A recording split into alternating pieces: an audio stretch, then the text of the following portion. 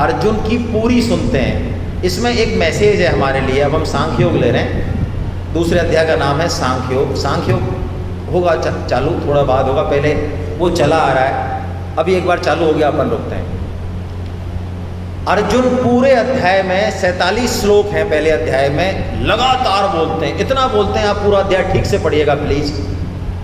सारे तर्क देंगे अर्जुन, और समझते हैं कि मैं बिल्कुल सही तर्क कर रहा हूं, क्योंकि हमारा रोल कर रहे हैं ना अर्जुन, जैसे कि हम लोग करते तो कुतर्क है लेकिन समझते उसको तर्क है। अर्जुन भी मन बुद्धि के दम पे भगवान से तर्क कर रहे हैं कि कुल धर्म नष्ट हो जाएगा, हत्या हो जाएगी, हिंसा हो जाएगी, ये हो जाएगा, वो हो जाएगा, सब बोलते हैं अर्जुन। भगवान बिल्कुल चुप रहते हैं, कुछ नहीं बोलते हैं। जब अर्जुन बोल के चुप हो जाते हैं, सब गुबार निकाल देते हैं, तब भगवान बोलते हैं। एक बहुत बड़ा मैसेज है हम सब के लिए। आप कभी साइकेट्रिस्ट के पास जाएं तो साइकेट्रिस्ट के पास यदि आप वास्तव में गए हो कोई प्रॉब्लम को लेके, तो 2 घंटे यदि आप साइकेट्रिस्ट के पास रहेंगे तो 2 घंटे में मुश्किल से वो 5 मिनट बोलेगा। 115 मिनट कौन बोलेंगे? आप ही बोलेंगे। क्यों? क्योंकि वो देख रहा होता है कि इस बीमारी की जड़ कहाँ है, क्या सोच है इसकी, कैसे ट्रीटमेंट करना है। हम लोग as a teacher, as a parents, as a guardian सुनेंगे कम, और अपना जो यहाँ भरा हुआ है सिस्टम, ये ले जा तू तो हमारे पास, ये कमाया हमने, ये ले जा। पेरेंट्स भी यही करते हैं, उनकी कैसेट बच्चों को याद हो जाती है। जो माताएं और पिताजी बच्चे को जो लेक्चर पिलाते हैं IIT के लिए, फलाने के लिए, ढीकना के लिए, उसका एक एक शब्द बच्चे याद कर लेते हैं, और किताब के पीछे मुंह छुपा के बोलते रहते हैं कि मम्मी अब ये बोलेगी इसके बाद, उनका डायलॉग ये होगा। अब बताओ इस उपदेश का कोई सेंस है? भगवान श्री कृष्ण एक शब्द नहीं बोले, एक सिंगल शब्द नहीं बोले, लेकिन अब भगवान को पता चल गया कि अर्जुन बिल्कुल मोहित अवस्था में है। मोहित अवस्था का मतलब क्या है? हमको काला तो दिखे सफ़ेद और सफ़ेद दिखे काला। अभी ज़्यादा मज़ा नहीं आया आपको इसमें, क्योंकि अभी हमारे ऊपर घटा नहीं है एग्जाम पे लिए। मोहित का मतलब है कि जो सबसे इंपॉर्टेंट है उसकी तरफ तुम ध्यान ही ना दें, चाहे 70 साल निकल जाए लाइफ के, और जो इंपॉर्टेंट ही नहीं है, जो मिलना ही है, मिलेगा ही आपको, समझना आप गीता के एंगल से, उसके पीछे जान लगा दें, पूरा जीवन खर्च कर दें, ये मोहित अवस्था है। और यदि हमें लगता है कि हम मोहित अवस्था में नहीं है, तो एक चेक है आपके लिए, हम सब के लिए। पूरा गीता का पहला अध्याय पढ़ने के बाद आप अपने हृदय से पूछना, यदि आपको कहीं ये लगे कि यार श्री कृष्ण बहुत ज़बरदस्ती कर रहे हैं, यार अर्जुन कितना बढ़िया आदमी है, कितना सुंदर आदमी है, हत्या बेचारा करना चाहता नहीं, हिंसा बेचारा करना चाहता नहीं, परिवार के लोगों को मारना चाहता नहीं, बेचारे को राज्यवाज कुछ चाहिए ही नहीं। बताओ यार, ऐसे गऊ को पकड़ के भगवान ने क्या करवा दिया यार इससे। यदि ऐसा विचार अंदर से उठे, आपके उठे, बताने की जरूरत नहीं है भाई, उठे, तो इसका मतलब यू आर टोटली ब्लाइंड। आपको लग रहा होगा 6/6 से, मैं गीता के एंगल से कह रहा हूं टोटली ब्लाइंड। इसका मतलब गीता की आपको जरूरत है। यदि ऐसा है तो अपने से बात करें, तो भगवान क्या इलाज कर रहे हैं? भगवान ये देख रहे हैं कि यार अब इसका इलाज करने की पोजीशन में तो आए पहले ये। जैसे पागलों के यहाँ पहुँचते हैं ना पागल, तो वहाँ इंजेक्शन भी नहीं लगाने देते, वो इतना उछल कूद करते हैं तो उनको कहाँ ले जाते हैं? सीधे शॉक थेरेपी रूम होता है एक, जहाँ पे वो देखे होंगे आपने पिक्चरों में, कौन से 440 वाले वोल्ट, तो वो ऐसे ऐसे करके वो इस पोजीशन में आए कि अब उसमें कुछ इंजेक्शन बोली तो वही कर रहे हैं ट्रीटमेंट भगवान। 2 श्लोक बोल रहे हैं, भगवान ने 2 शॉक थेरेपी दी है अर्जुन को, जिससे कि अर्जुन थोड़ा सा तो सुनने की पोजीशन में आए। कुतस्त्वा कश्मलमिदं विषमे समुपस्थितम् अनार्यजुष्टमस्वर्गमकीर्तिकरमर्जुना क्लैब्यं स्मगम पार्थ नैतत्त्वयुपपद्यते क्षुद्रं हृदय दौर्बल्यं त्यक्तोत्तिष्ठ परन्तपा। क्या शॉक थेरेपी है भैया इसमें? भगवान ने फटकारा है अर्जुन को बुरी तरह से। कुतस्त्वा कश्मलमिदं, अरे कायर अर्जुन, तेरे में ये कायरता कहां से आ गई? कायर, फिर क्लैब कह दिया अर्जुन को, क्लीब नपुंसक कह दिया। ओहो, अर्जुन जैसे महारथी को कोई नपुंसक कह दे तो उसकी जीभ और उसकी गर्दन 1 सेकंड के बाद जमीन पे ही मिलेगी, गर्दन पे नहीं मिल सकती। ये संभव नहीं है इंडिया में, पूरे भारत क्षेत्र में कोई अर्जुन को ऐसा कह दे। तो भगवान ने उसकी सीधी नस दबाई है मानो, उसको नपुंसक कह दिया, कायर कह दिया, जबकि अर्जुन वास्तव में कायर है नहीं। तो अर्जुन कहता है प्रभु आप कर क्या रहे हो? जैसे आप किसी से कहो 5 मिनट अपनी बात को और आपकी कोई बात सुने ही ना और अपना कह दे okay just go and do that work, तो क्या हालत होगी आपकी? आप झल्लाओगे, अरे तुम समझ ही नहीं रहे हो मैं क्या कहना चाह रहा हूं। अर्जुन भी यही कर रहा है, तुम समझ ही नहीं रहे हो प्रभु। अरे युद्ध मैंने भी लड़े, युद्ध आपने भी लड़े, कायर नहीं हूं मैं, धर्म भीरू हूं मैं। जरा देखो तो सही किन से युद्ध है? द्रोण से युद्ध है। ये सारी विद्या जो मेरे पास है ये मेरे गुरु द्रोण की है। अरे भीष्म से युद्ध है, जिनकी गोदी में मैं खेला हूं, है उनसे युद्ध है, जरा देखो तो सही आप। अर्जुन ये कह तो देते हैं, ये तो कह देते हैं, यहाँ तक तो हमारा रोल कर दिया अर्जुन, जैसा कि हम करते हैं। लेकिन अब भाई अर्जुन अर्जुन है, आखिर श्री कृष्ण उनके सारथी बने हैं तो कोई तो बात होगी उनमें, है? इस बात को हमको पकड़ना है। कौन सी बात को? अर्जुन ये झल्ला तो जाते हैं, कह तो देते हैं, लेकिन उसके बाद अर्जुन का जो विवेक है, भगवान के प्रति जो निष्ठा है, वो इतनी प्रबल है कि अर्जुन कहते हैं यार मुझे भगवान कायर कह रहे हैं, इसका मतलब मेरे अंदर कायरता कहीं ना कहीं है, मुझे नहीं दिख रही, लेकिन भगवान कह रहे हैं तो है।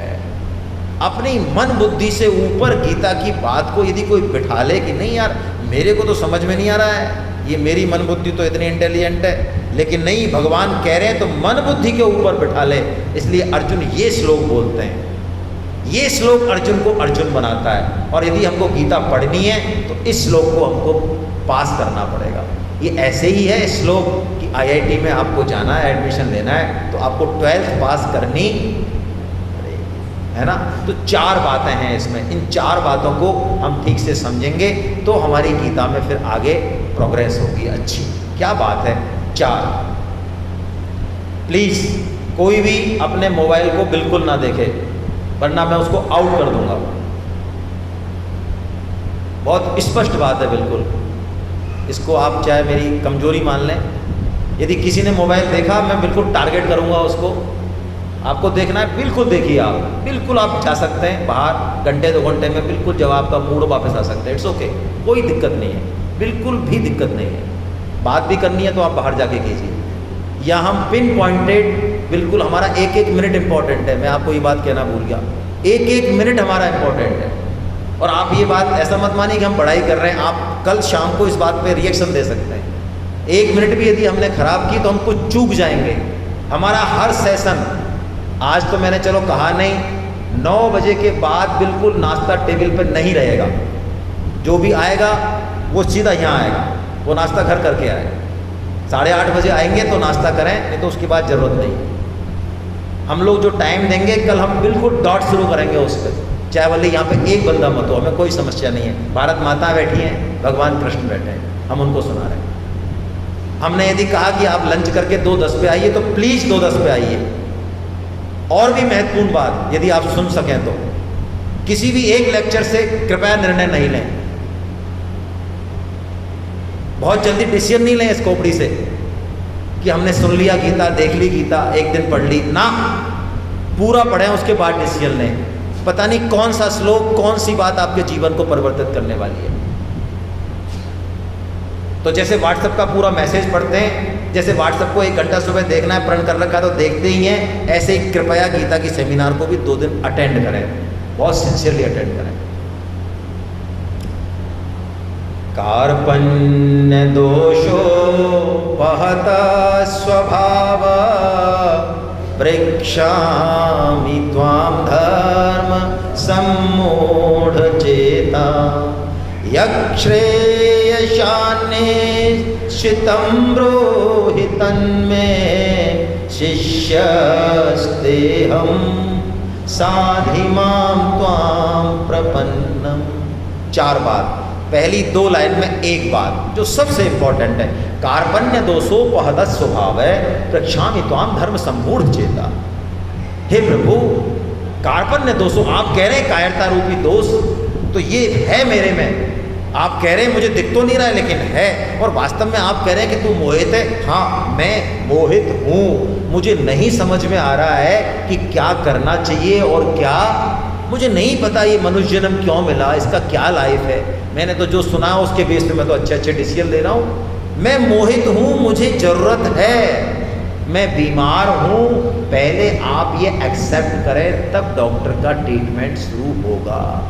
यदि हमें एक्सेप्टेंस ही नहीं है, हमें लग रहा है नहीं हमें तो सब कुछ आता है, हमने तो गीता का जूस बना के ऐसे पी रखा है, कई लोग हमें मिलते हैं, अरे भाई साहब हमने गीता को तो उतार रखा है, हृदय में उतार रखा है, हृदय में जो गीता कहती है वही तो कर रहे हैं हम।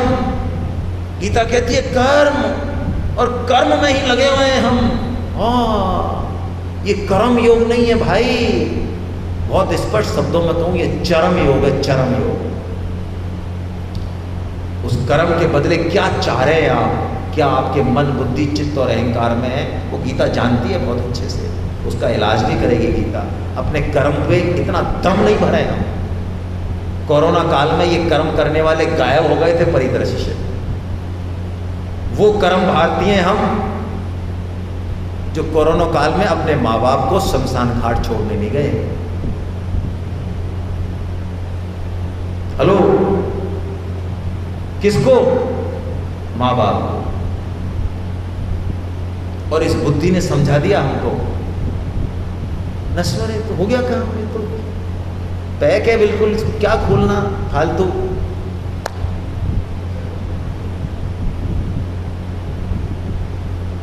फर्स्ट एक्सेप्ट, हाँ गीता की मुझे जरूरत है। जैसे अर्जुन ने भगवान श्री कृष्ण को बनाया सारथी, ऐसे ही मैं आज से मन और बुद्धि का सारथी श्री कृष्ण को बना दूं। ये मन बुद्धि जो कहेंगे वो इंपॉर्टेंट नहीं है मेरे लिए, गीता क्या कहती है मेरे लिए वो इंपॉर्टेंट है। यदि ऐसा डिसीजन ले लिया, श्री कृष्ण आज भी हम सबका सारथी बनने को तैयार है नहीं, बनते ही हैं, बनते ही हैं।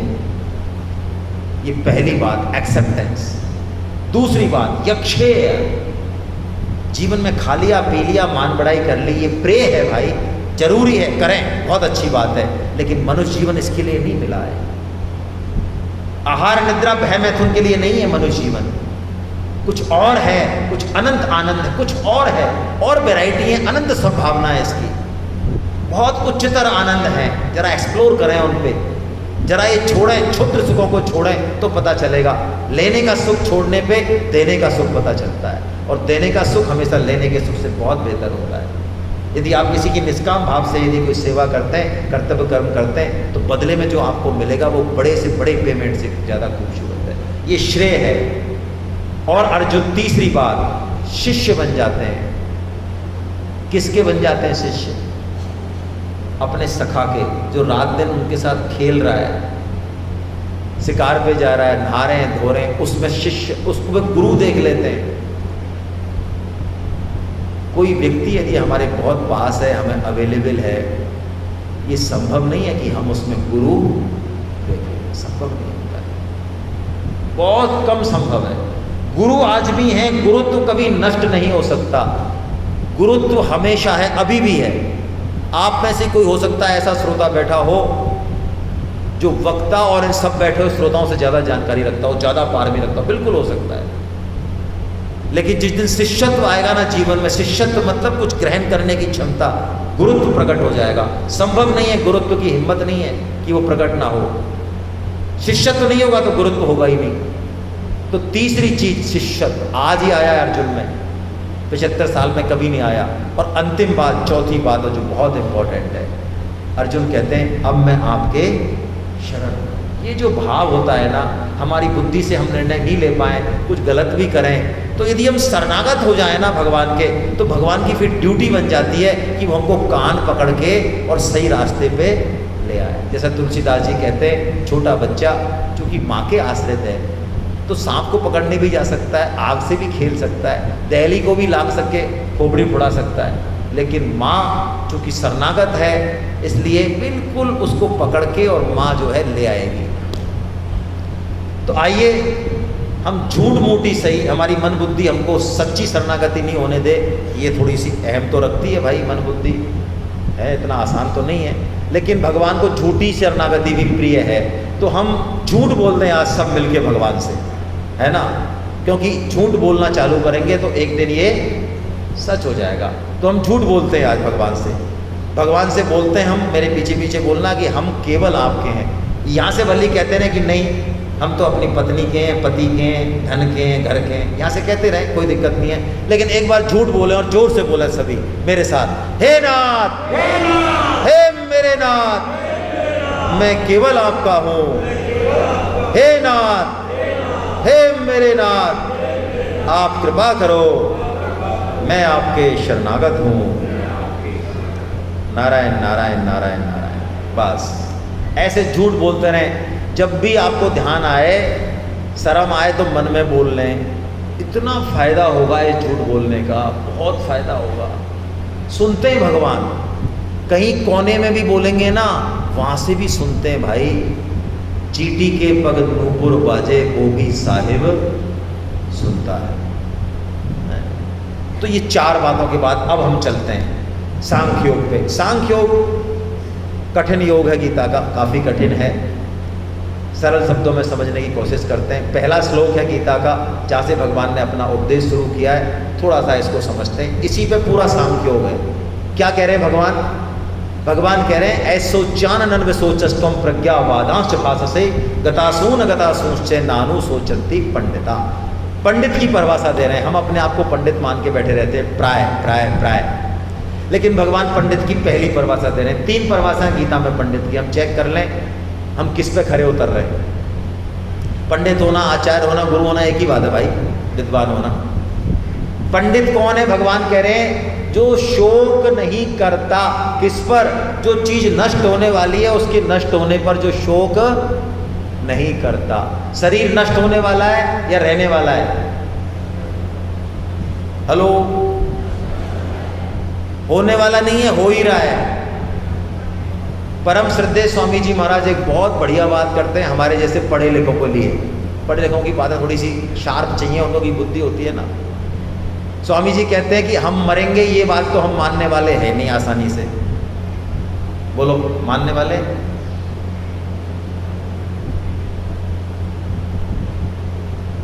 कह रहे हैं हाँ मानने वाले। अरे भाई साहब झूठ मत बोलो। 70 साल का भी आदमी हो जाए ना, 80 साल का भी, और उसके संग के सब टिकट कट गए हों भले ही हैं, शर्मा जी गए, गुप्ता जी गए, चोपड़ा जी गए, सब चले गए हों, लेकिन फिर भी कहीं ना कहीं ऐसा रहता गए होंगे यार भाई साहब अभी हम जाने वाले, ऐसा अंदर से ऐसा टाइट रहता है आदमी कि भाई साहब गए।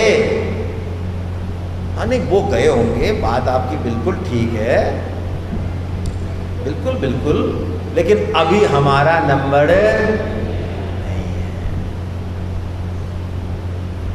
तो शोक शरीर का नहीं करना है। तो ये बात मत मानो कि हम जाने वाले हैं, लेकिन स्वामी जी कहते हैं कि जब हम एंटर हुए इस हॉल में, हम सब 100 साल जिए भाई, भगवान से यही प्रार्थना है, हमारे वेदों में भी यही प्रार्थना की गई है, क्योंकि सृष्टि में योगदान करें अपना, देश समाज के लिए, इसलिए की गई है वो। तो हम जब एंटर किया हमने इस हॉल में 8:30 पे, और अब बज गए 11, तो हम 100 साल जिए, बिल्कुल बढ़िया है। लेकिन इतनी बात तो मान लें भाई पढ़े लिखे कि 2.5 घंटे तो उसमें से हुए कि नहीं हुए भाई?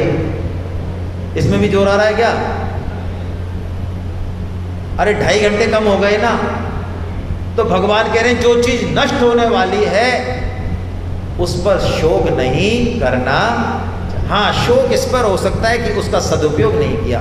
यदि मानव शरीर का सदुपयोग नहीं किया और ऐसे ही चले गए हैं तो शोक की बात है, वास्तव में फिर तो शोक की बात है। लेकिन मानव शरीर का जो सदुपयोग है वो कर लिया, फिर तो खुशी मनानी चाहिए मृत्यु पे। संत खुशी मनाते हैं, उत्सव मनाते हैं। संत जब शरीर छोड़ते तो उनका उत्सव बनता है, रोते नहीं है वो।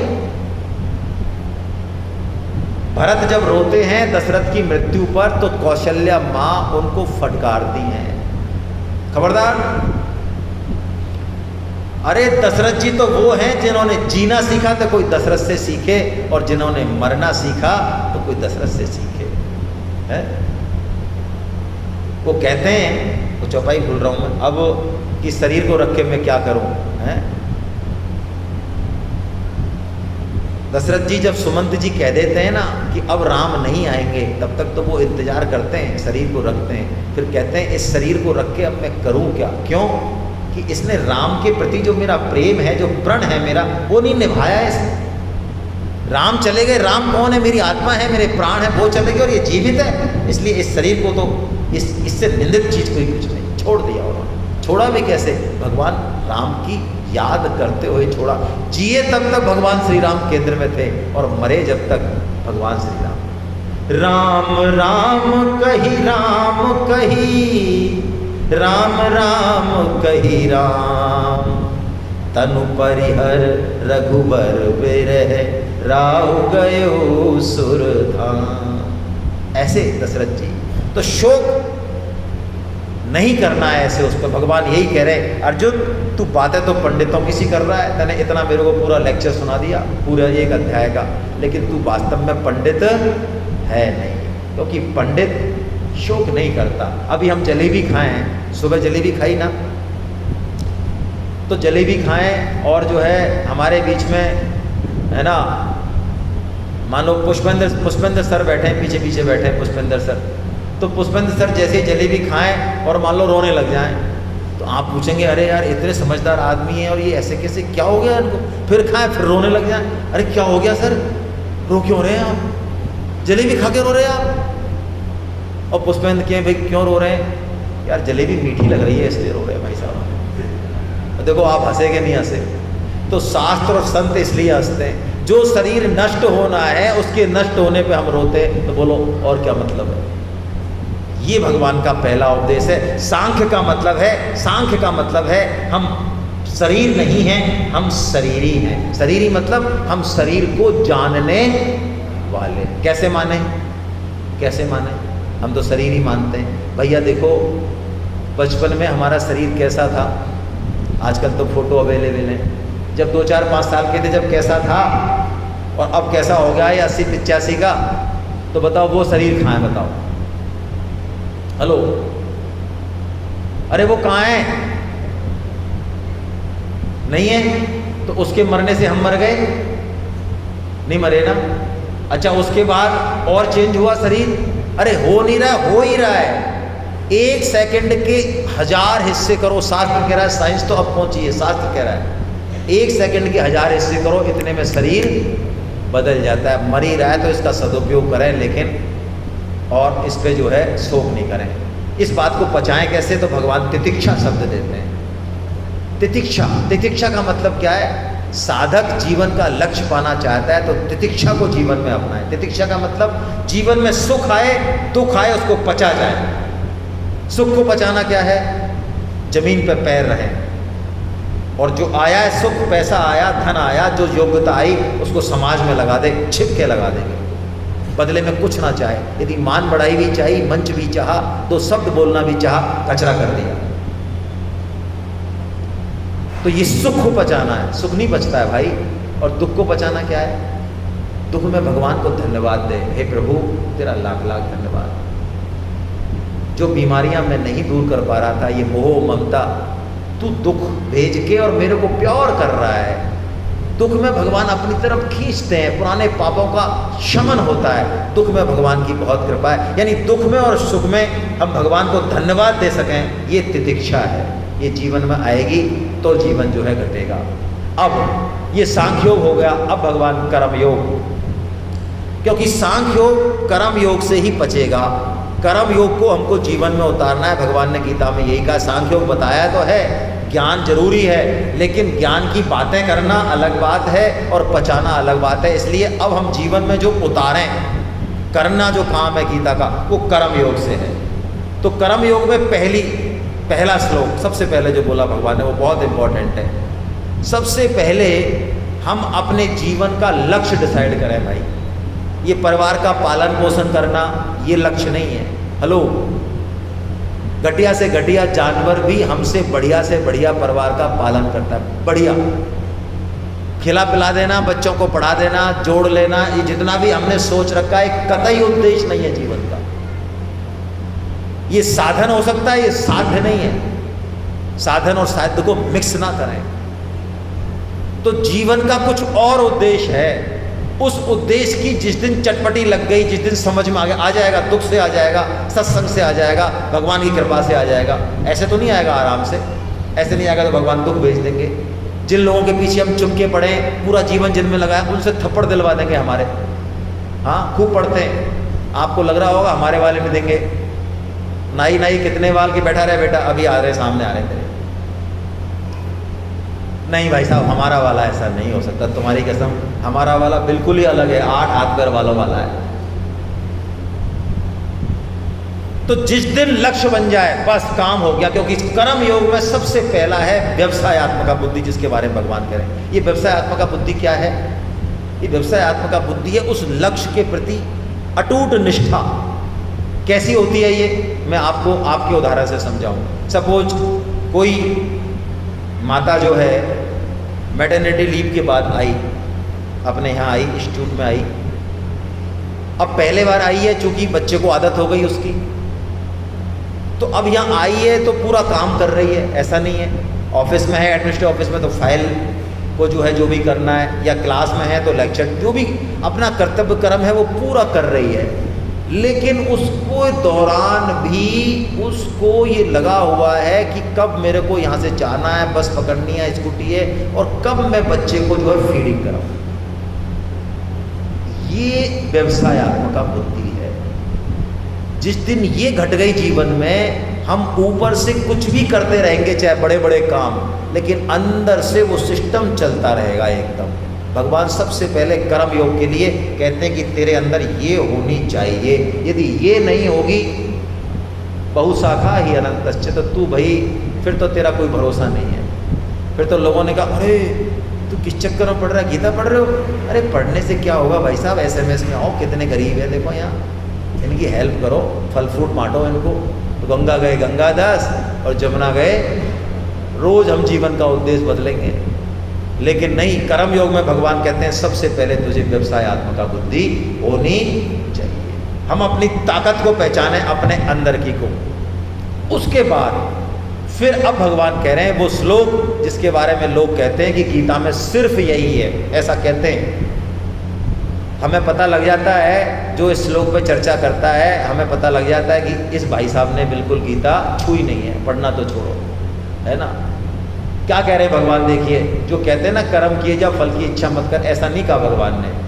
कर्मण्येवाधिकारस्ते मा फलेषु कदाचन मा कर्म फल हेतुर्भू मा ते संगोस्त्व कर्मणि। 4 चीजें कही। तेरा कर्म करने में अधिकार है, ये अधिकार हमारे पास है, बाकी योनियों के पास नहीं है। हम अच्छा करें चाहे बुरा करें, कर्म करने का अधिकार किसके पास है? केवल और केवल हमारे पास है।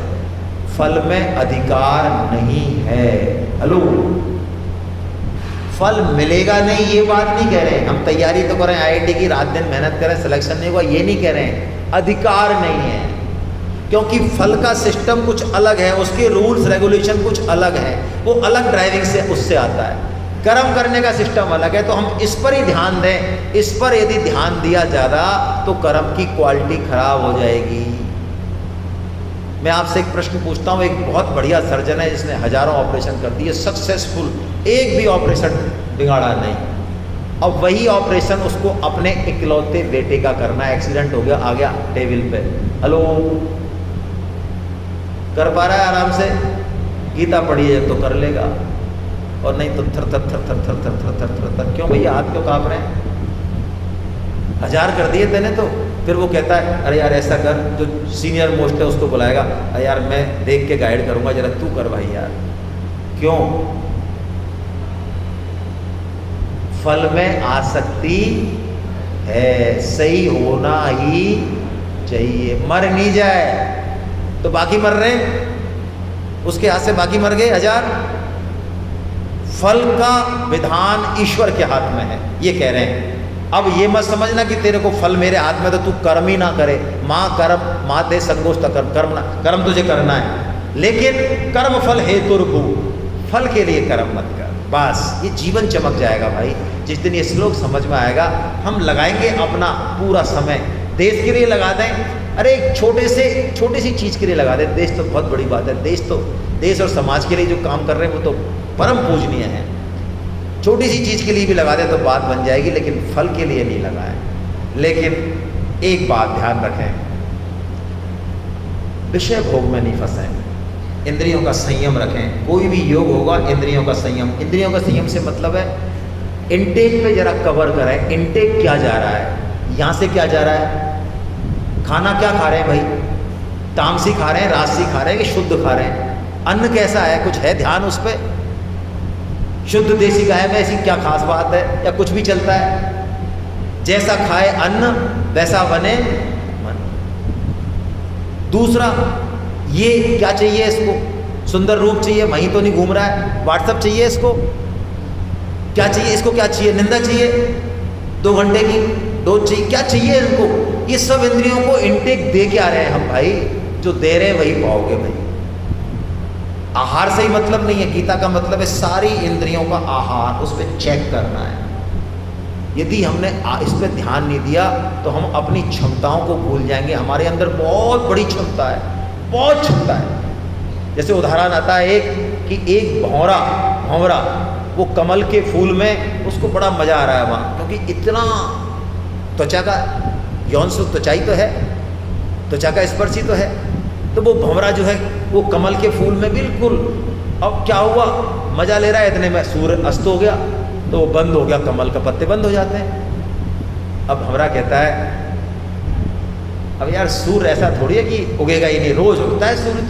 तो कल सुबह उगी तो रहा है, तो जब सूर्य उगेगा तो फिर कमल खिलेगा और मैं फुर्र से घर जाना है उसको।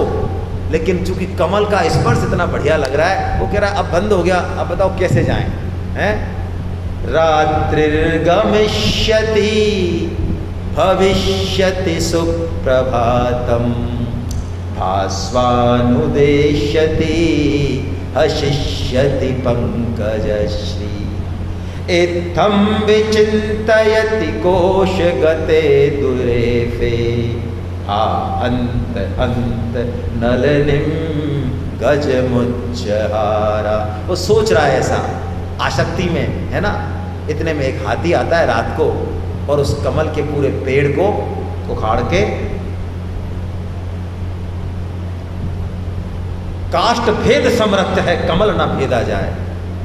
कह रहे हैं काष्ठ भेद, लकड़ी में छेद कर दे वो भौरा, इतनी ताकत है उसमें, लेकिन कमल नहीं भेदा जा रहा है। हम कर्मयोग का आचरण तो करें, लेकिन इंद्रियों पे हम संयम करें, है ना।